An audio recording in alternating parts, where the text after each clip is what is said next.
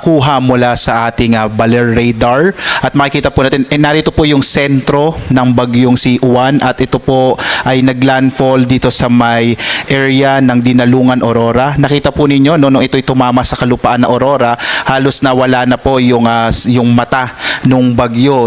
Usually po nangyayari po ito kapag yung bagyo ay tumatama sa lupa, nagiging nasisira po yung mata niya dahil po bahagya po itong humihina.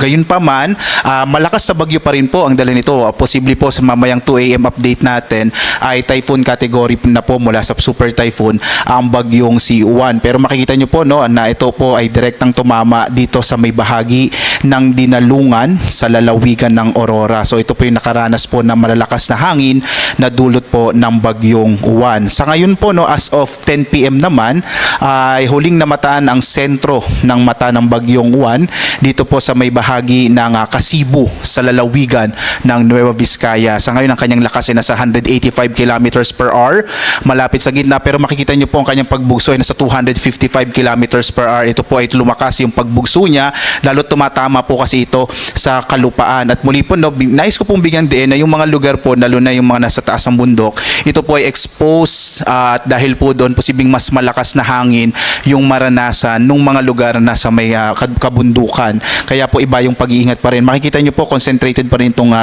laki ng bagyo, particular na sa malaking bahagi ng Luzon at ilang bahagi ng Kabisayaan. Kumikilos pa rin ito ng mabilis sa 30 kilometers per hour pahilagang kanluran or northwestward.